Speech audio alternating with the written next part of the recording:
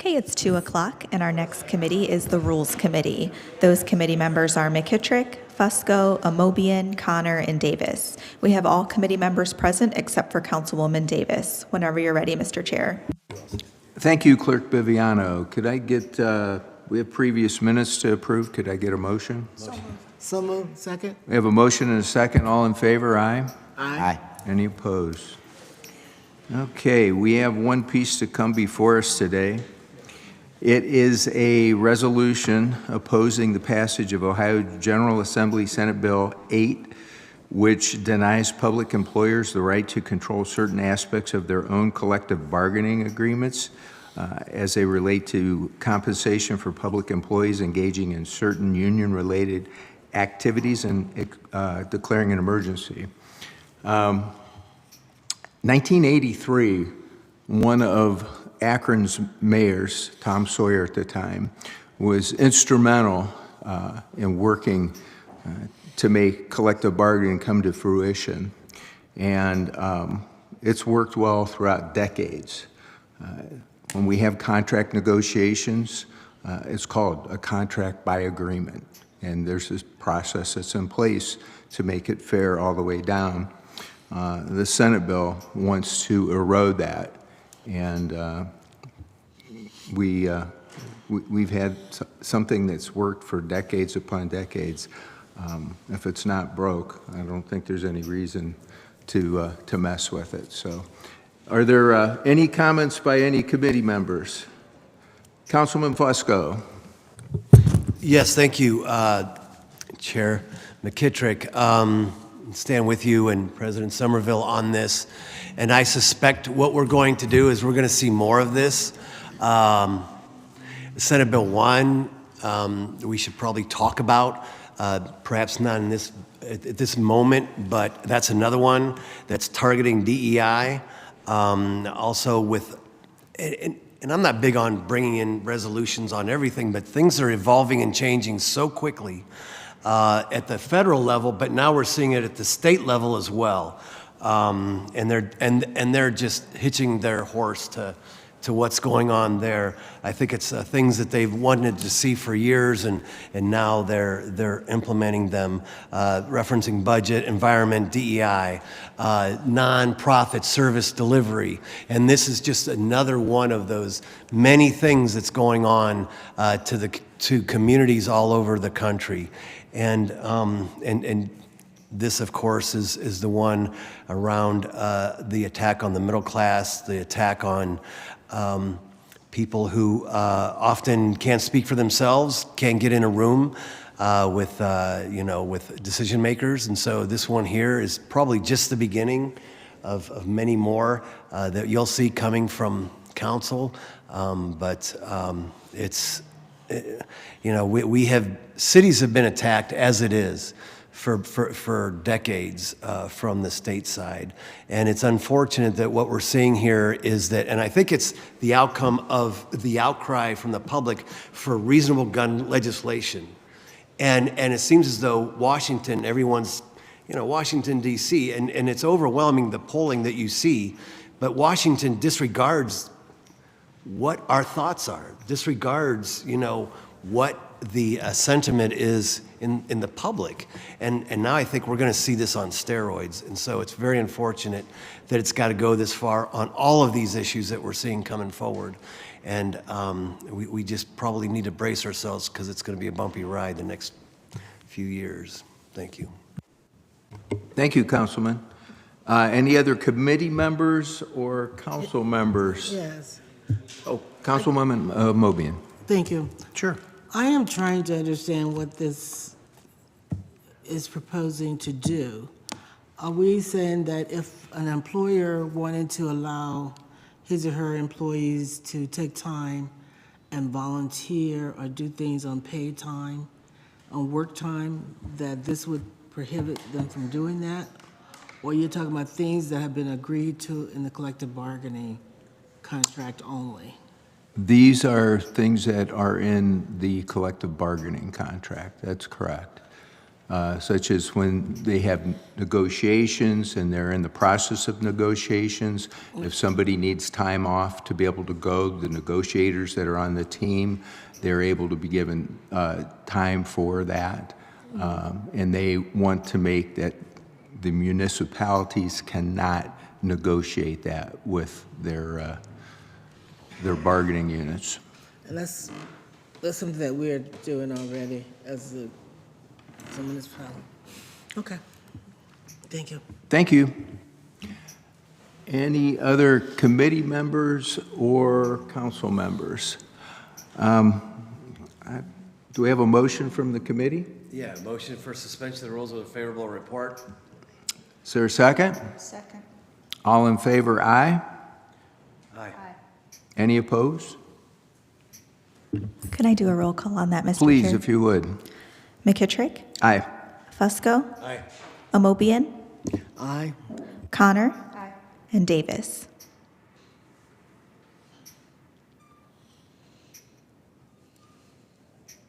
Councilwoman Davis, you're on mute. Aye. Thank you. The motion passes 5-0. Thanks, clerk. Okay, we will get that to council tonight. There's nothing further to come before rules, and rules will be adjourned. Thank you. Our next committee today is the Public Service Committee. Those committee members are Kamer, McKittrick, DeShazier, Bolden, and Lombardo. If we could give everyone just a moment here before we get started.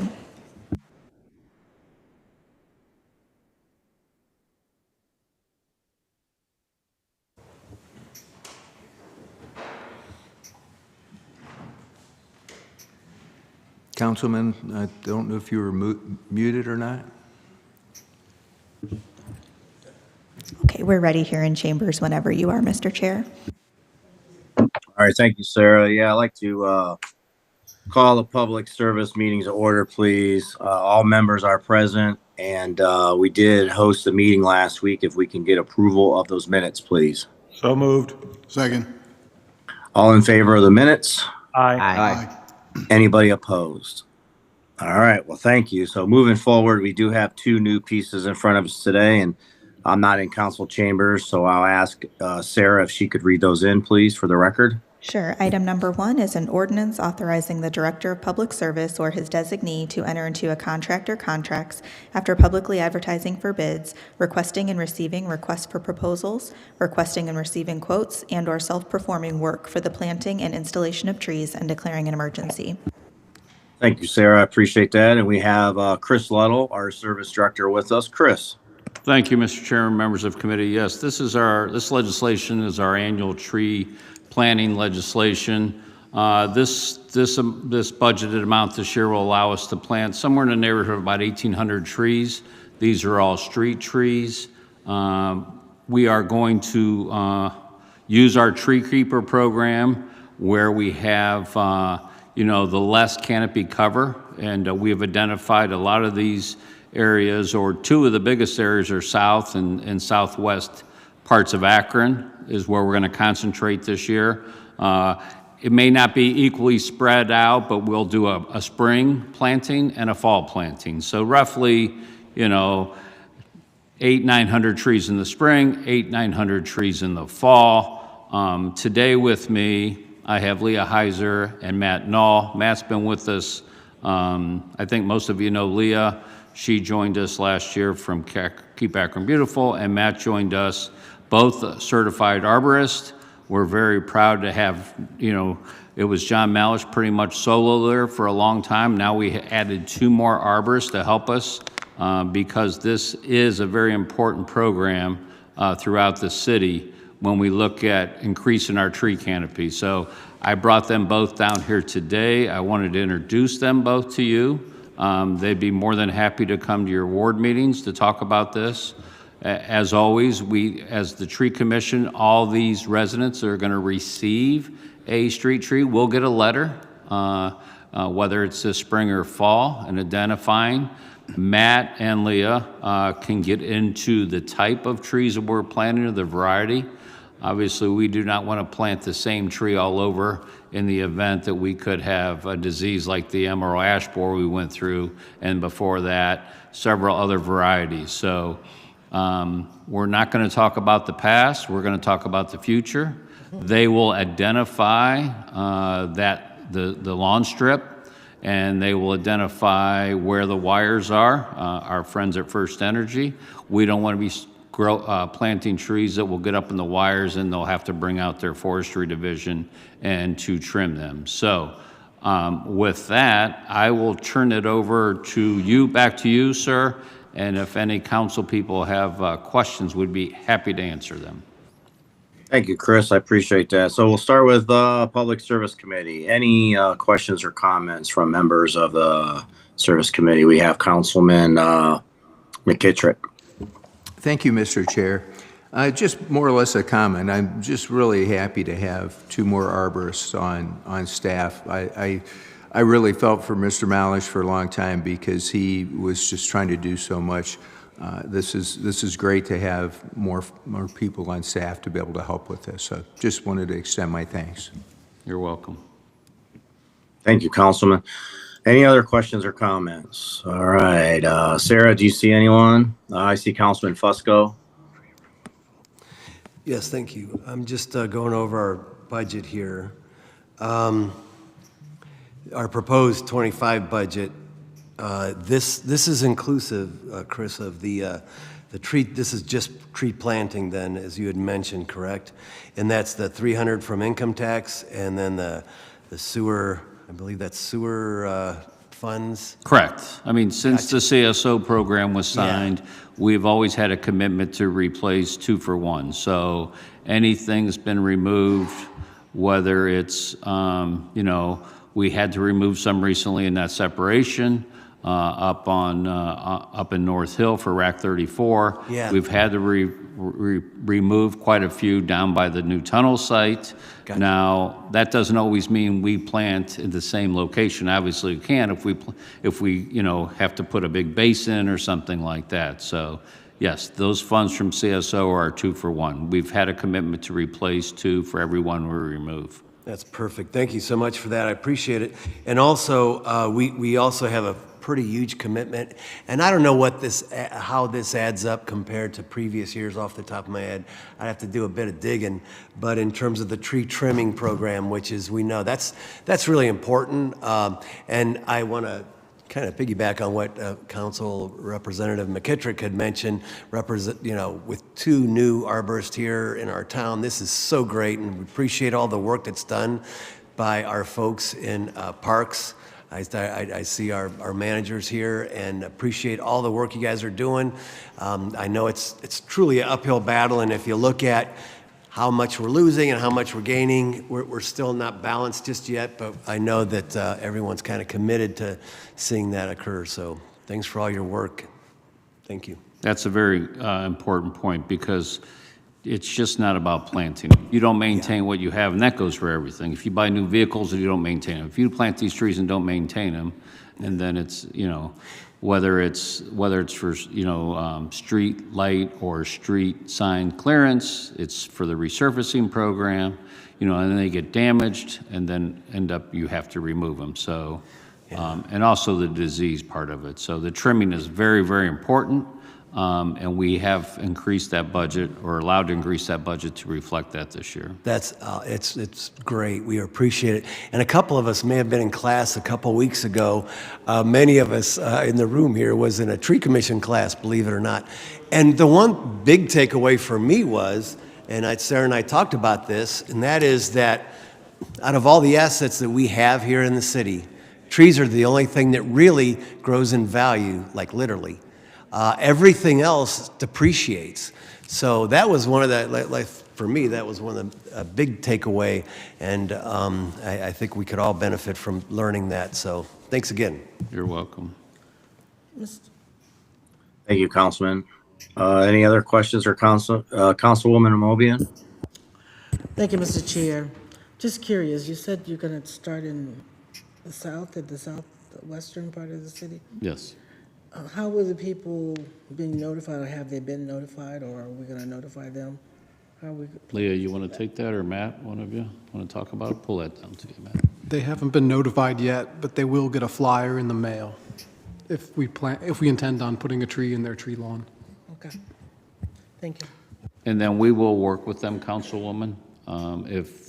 If they have concerns about the placement of the tree, they go to the tree commission, and we've worked with them where we identify, now we try to look where the water and sewer is, so we don't want to plant right over one of them in case there's a utility disruption. But we'll work with them, especially if they have a longer lot, and they say, well, can you plant it over here? We'll look at the utilities and we'll accommodate it if we can. Okay. Thank you. I got a question here. Yeah, I know that the indigenous trees are probably the largest inhibitor to keep away, disease when it comes through because you plant them there. And I know we only control about 9% of what the full landscape is in Akron. But will it ever be a time where citizens could maybe request an additional tree to be on private property? Do you want to take that? I can. Go ahead, Matt. You take it. There is no plan currently to plant trees on private property. I'm not even sure what that process would entail. I think it'd be difficult.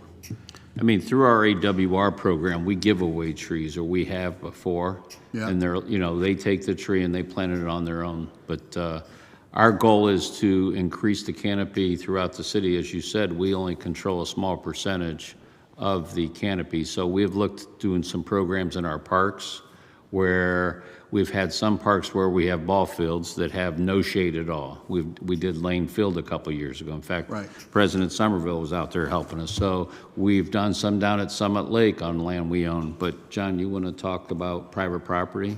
Yeah, so we'll be breaking ground this spring here on our nursery.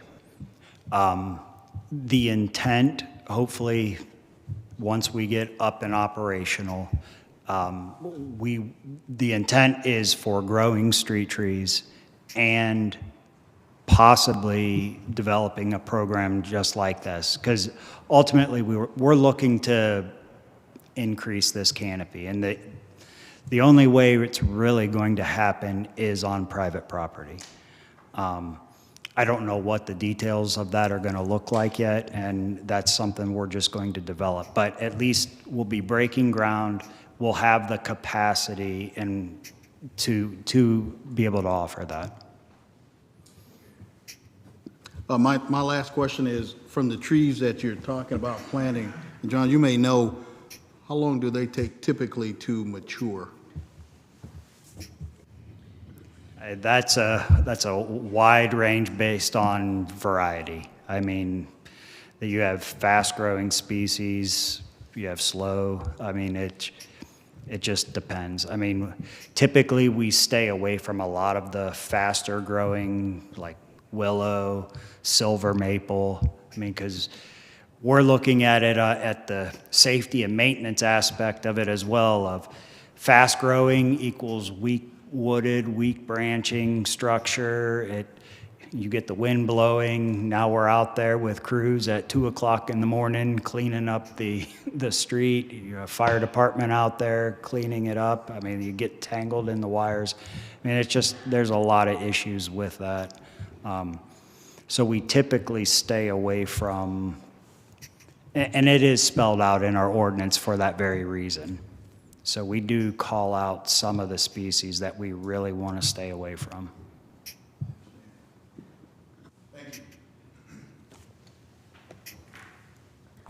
Mr. Chair, Councilwoman Connor has her hand raised. Sure, Councilwoman. Thank you, sir. I know you said concentrating on South and Southeast Akron. I have a number of residents who put in requests for trees about a year and a half ago. So we are going to they'll be included also, not just, that's concentrated but not exclusive, I guess is what I'm asking. Correct. Anybody who requested a street tree will still get a tree. Okay, thank you. Thank you. Mr. Chair, Councilman Hanna has his hand raised. Thank you, Mr. Chair. What happens if a resident don't want a tree in front of their property? That's why we're going to send them a letter, and they can come to the tree commission, and we can discuss that with them, yes. I think there's some misconception, especially with their sewer laterals. When a drain company, and some, not all, but when some drain companies come out, they say you have roots in your sewer line, you need to get that tree out of here, okay? Well, if we come down, first of all, if that lateral or that sewer line is maintained, typically that is not the problem with the roots. Once they clean the roots out, it takes years for those roots to grow back. So that's why we try to be prescriptive when we plant trees now, not to plant them near that sewer lateral or that water line. But if they do not want, when they get the letter, they need to contact us, and then there'll be what we call we'll have a, it's not really a hearing, but we'll have a meeting with them and we could talk through it. Because we want to talk to them about the benefits. We want to talk about raising their property value. We want to talk about all the inherent benefits of the neighborhood of having these trees. You know, the cooling effect. I mean, we've had people say, boy, a storm came through and knocked down my street tree. You can't believe how hot my house is in the summertime now. That provided shade, especially when you got that west and your house faces west. They say it just makes the temperature in your whole house go up. So can I get another tree? Well, the trees we plant, to your point, the time it gets up there to give it shade to that house, I know I won't be alive, but it's going to take years, okay? So you're not going to get another 15-foot tree, but it'll take time, but we're going to plant the right one so it doesn't hurt the sidewalks, that's for sure. Thank you, Chris. Mr. Chair, Councilwoman Boyce has her hand raised. Councilwoman. Thank you. Mine's quick. When do you plan on sending out these letters? Roundabout, not exact. Probably within the next month. Oh, wonderful. Thank you.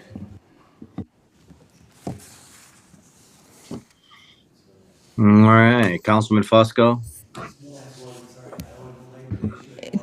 Recognize John Hilkert, who's responsible for our trimming and such. And if you just wave to everybody, I know you probably talked to him on the phone. I don't know if they met you or not, but thanks for all you do as well. Thanks.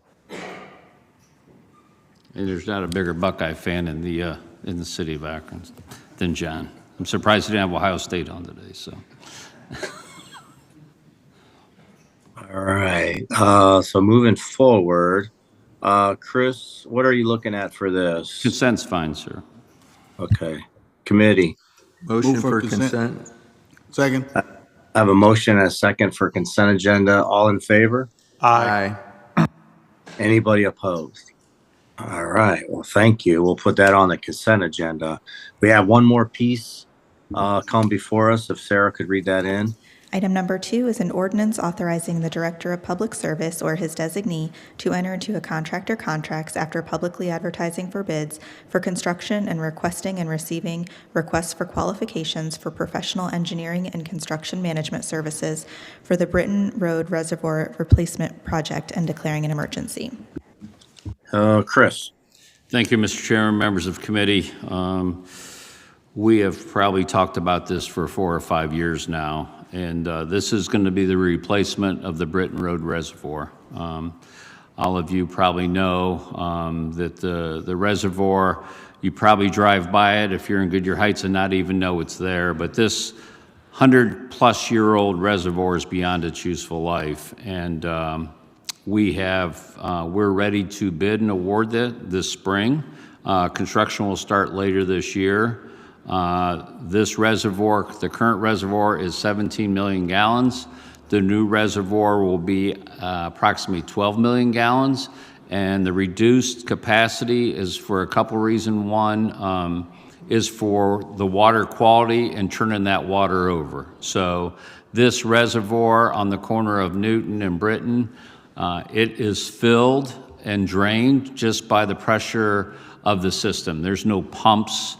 As the reservoir drains, as usage goes up, the reservoir pretty much equalizes the pressure throughout the system with the Talmadge High Boys all the way to the city of Talmadge, all the way through downtown, obviously all of Goodyear Heights, and obviously out to parts of Ellet. So, like I said, as people use water, the reservoir drains, and as the water usage goes down, the reservoir fills back up. So we've had some public meetings. Councilwoman Connor has been very instrumental on those. Just to talk about the old reservoir for a minute, it's 4 concrete walls with a concrete lid, and the way it's constructed, ODNR deems this as the same as like a dam. So there is some liability. If this thing would ever collapse, there could be some serious flooding in that neighborhood. Obviously going to the east towards the metro parks, because that's the lay of the land, or down Newton towards Case Avenue. The new one will be constructed differently. It will have a lot smaller footprint. It will also have a domed lid. It will stick out of the ground a little bit higher. So if you look on your screen, that's kind of a schematic, and on the left there is where the water comes in, the water drains. But what we were, some of the things that came out of those public meetings was, is there any way when they construct a new reservoir to have access from the corner of Newton and Britton?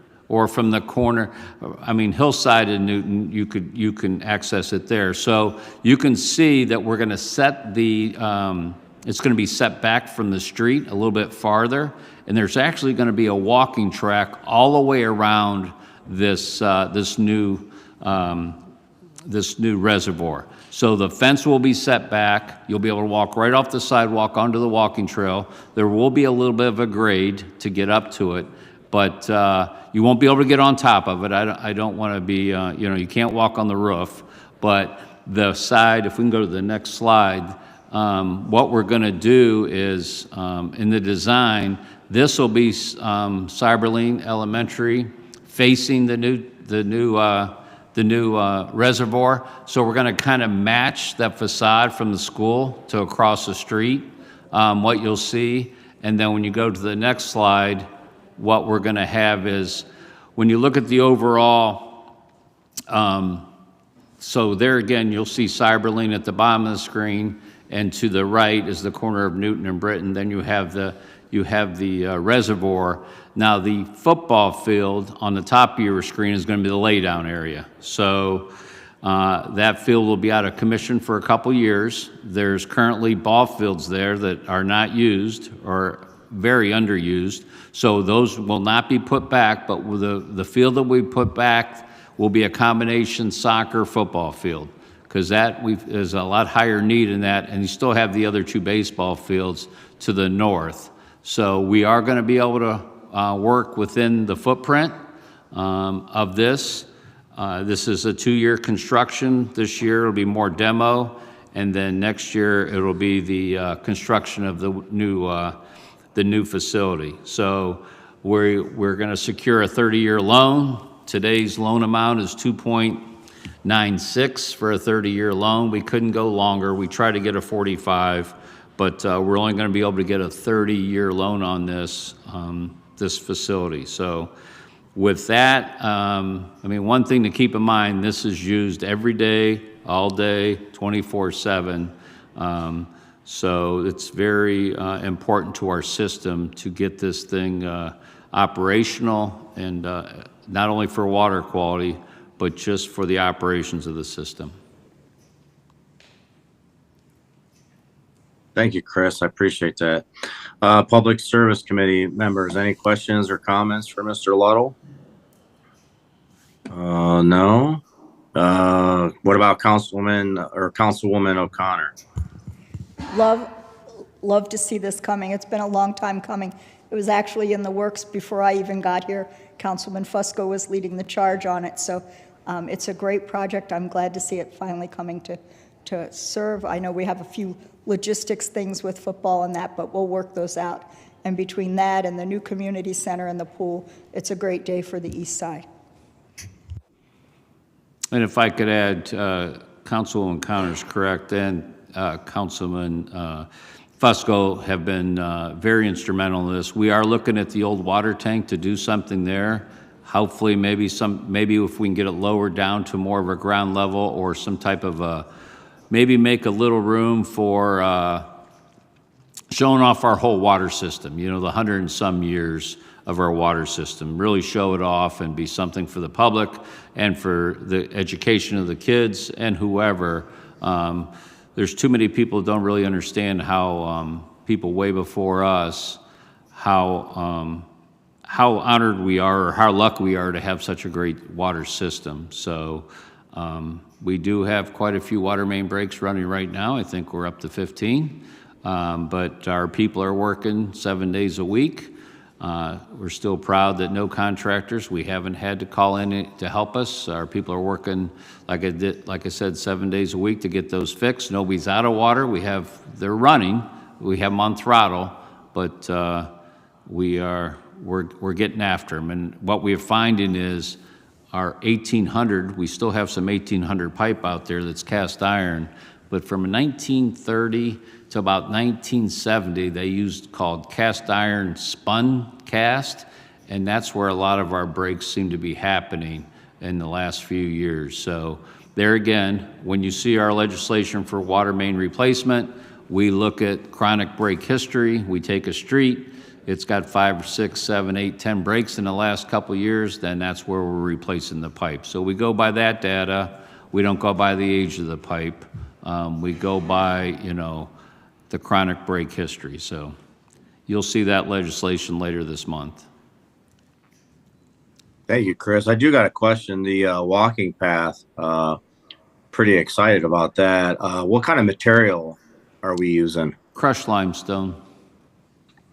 Yep. Gotcha. All right. Anyone else? Mr. Chair. Oh, go ahead. Did you have, go me as decision? I see a few hands here. Councilwoman Amobian, Councilwoman Connor, and Councilman DeShazer. Did I see yours too? Okay. We'll go in that order. I'm just curious, how long will this take and when will it start?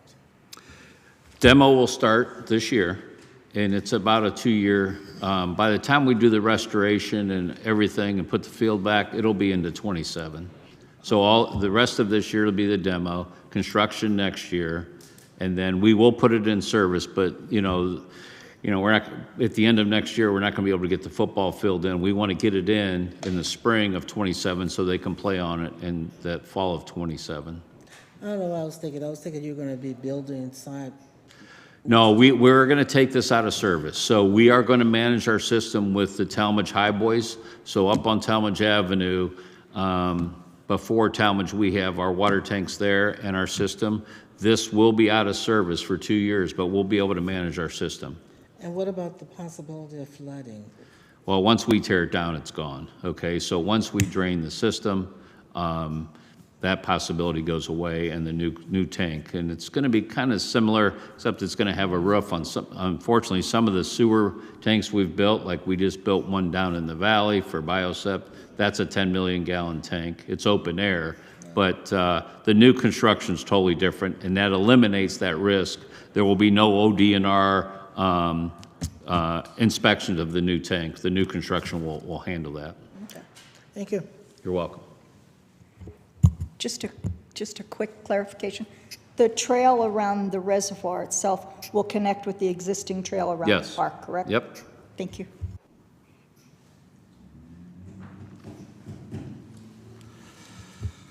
Mr. DeSazier? I really didn't have a question. I think you answered all of my questions. I appreciate it.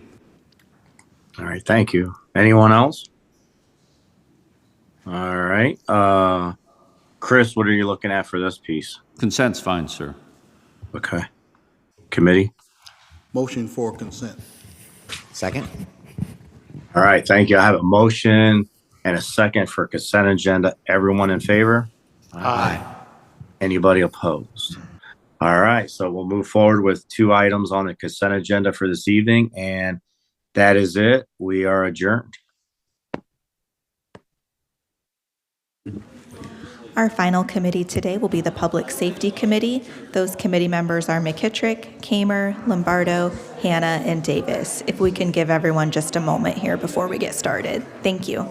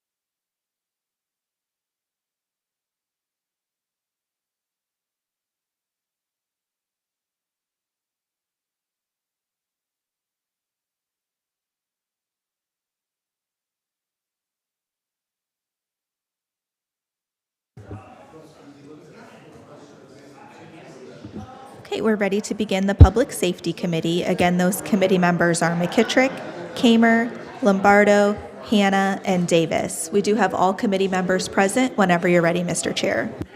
Thank you, Clerk Beviano. I'd like to call the Public Safety meeting to order. We have all members present. We have previous minutes to approve. If I could get I'll make a motion Motion to and a approve the second. minutes from last. Second. Okay, we have a motion and a second. All in favor, aye. Aye. Aye. Any opposed? Okay, we have two new pieces that come before us today.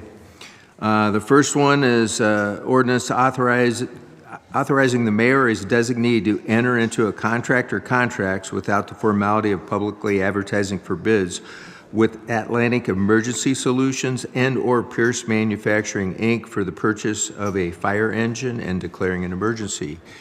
We have Chief Pascu and Chief Kelly with us today. The floor is yours.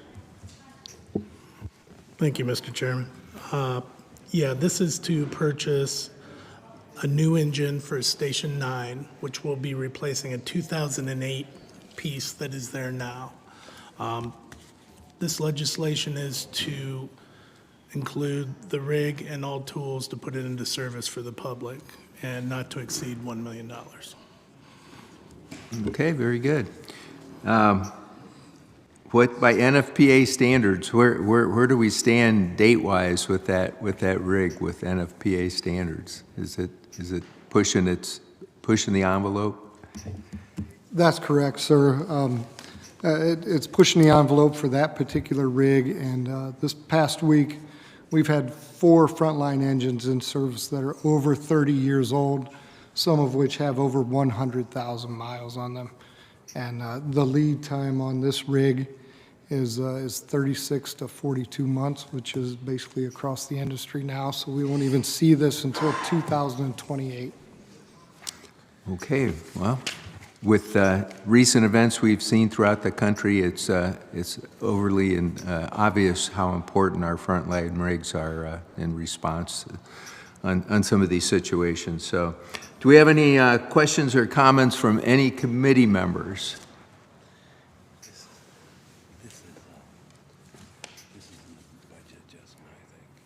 Mm-hmm. I don't know if that makes a difference or not, but we haven't voted on the budget yet, so I don't know if it makes a difference. Do you want to bring it up? I can, sure. Okay. Yeah, this is, this is the, within the budget adjustment, right? That came in today, the $1 million. Because I think that's, it wasn't originally budgeted, but it's, and council hasn't yet voted on it. We're supposed to vote on it next week. I'm not saying we would turn it down at all whatsoever. I'm not saying that, but just in terms of budget. That's what's reflected on this one, right?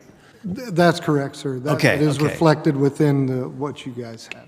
Good. Yeah, that's kind of what I figured, but I just wanted to double check with that. And I don't know, in terms of timing and such, I'm sure we're all going to approve this, but, maybe consent agenda or something, because we haven't voted on the final budget. I don't know if it matters or not, but just pointing that out. Well, I guess my question would be, whether we voted on the final budget or not, is it going to have an impact as far as going to start the process now to pass it with emergency measure? That's correct. It's important to get started now. We will be receiving a new engine 3 in a couple of weeks. It's going to go in service, but we ordered another new engine, which we won't see until 2027.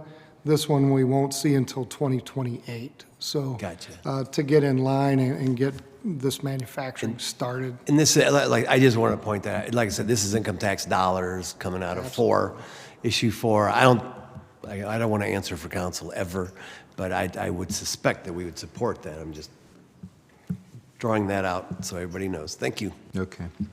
Yeah, in light of 36 to 42 months, I think it would be important to get the ball rolling on this.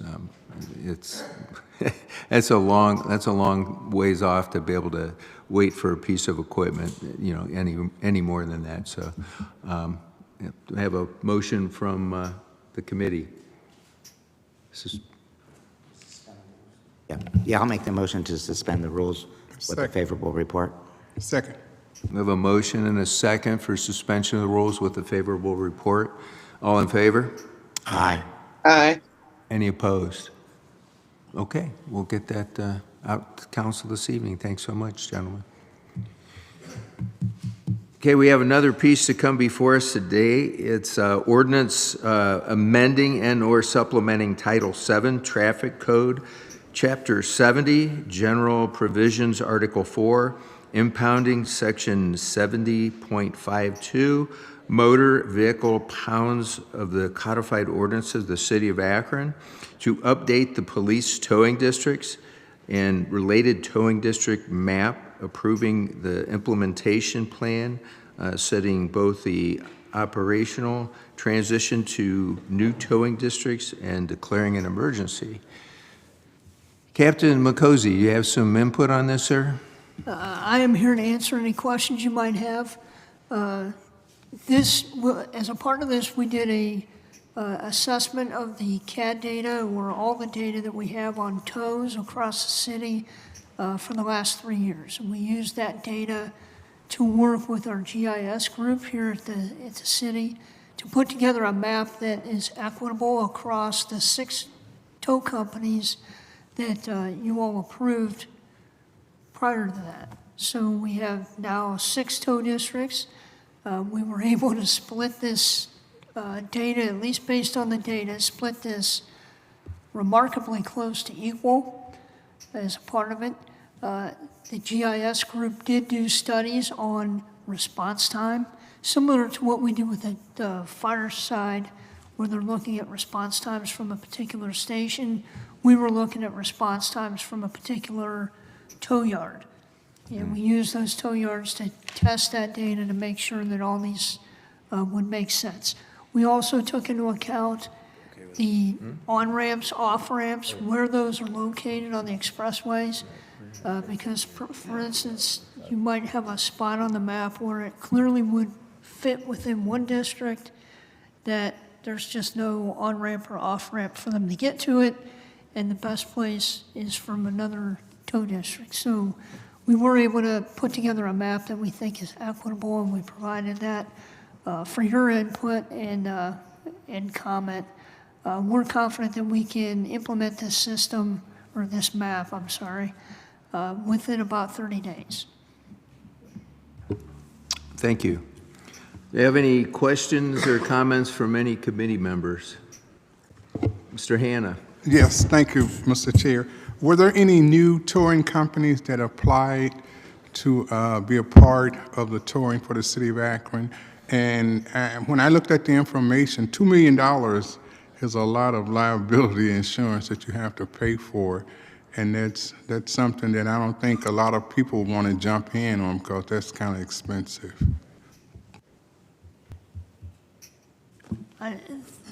None of those things we don't require that from the police department side. We're here to provide the advice on the map and advice on how we would implement the code, but the code is really up to the council. All those things are up to the council.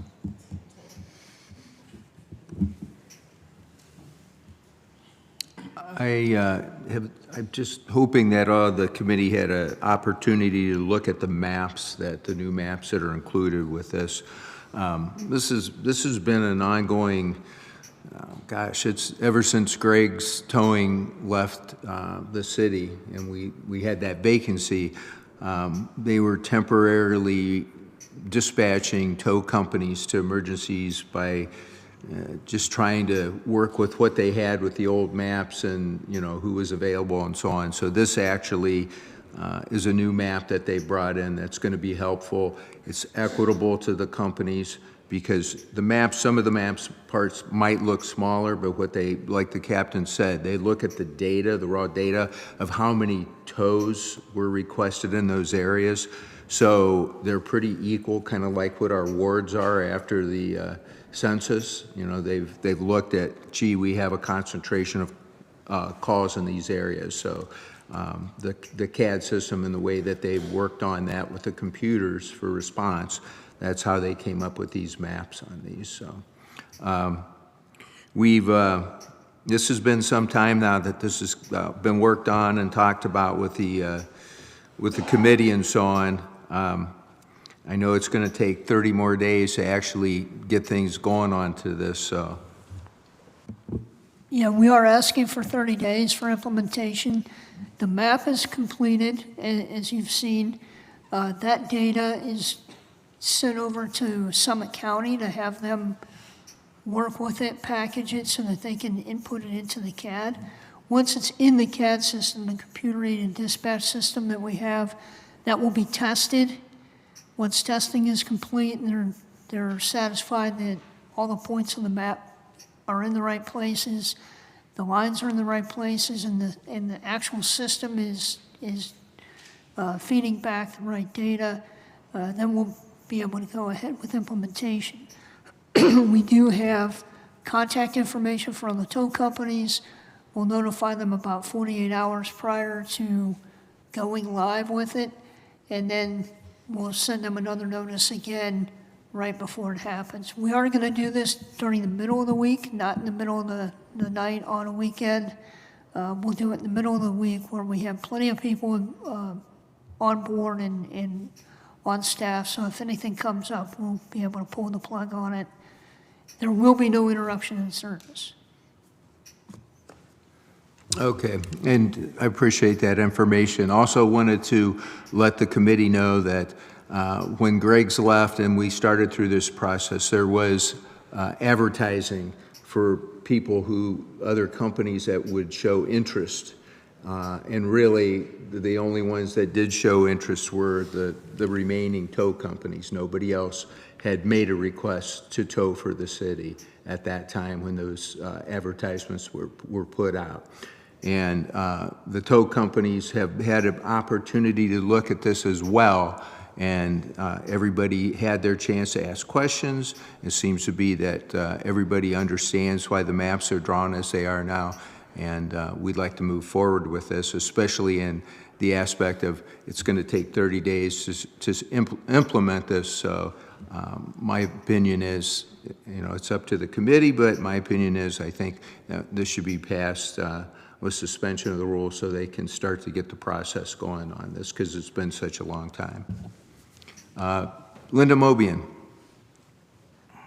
Thanks, Mr. Chair. I know we've had many discussions about this over the years. Is it Team Towing, that's the latest towing company that was added to the group? I believe the last two that were added were Team Towing and Kinney's. Okay. Those are the two newest. And my follow-up question is basically, anytime you do something new or change something, would there be a period of time, 6 months or a year, whatever, to revisit just to see how it's going? Yes, and we did mention that, we did work that out with the tow board and the members of that community, all the tow companies, that we would take a look at it again in a year. Okay. Once this is implemented, 12 months, look at the numbers and see how that data comes out. If there's something that we need to adjust, we can adjust. Sure. Now, if there's something that's a major emergency kind of a thing where we missed a spot on the map or something, we'll make that adjustment right away. But we really want to wait, give this a year to pan out, see what the numbers look like, and then determine whether we need to make a change. Yeah, thank you. Thanks, Councilwoman. Well, Councilman DeShazer, go ahead.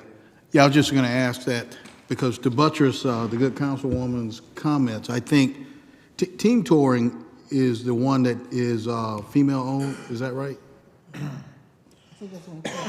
Yeah, I believe so. Okay. Carol. Yeah, because I think it's still important that we, have some cultural diversity in what we do still, so this gives us a good look at this. Thank you. Thanks, Councilman.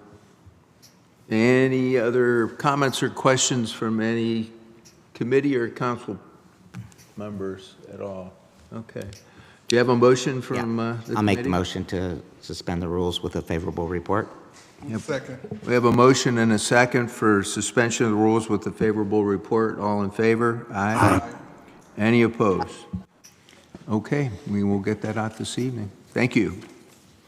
We have nothing further to come before public safety. We will be adjourned.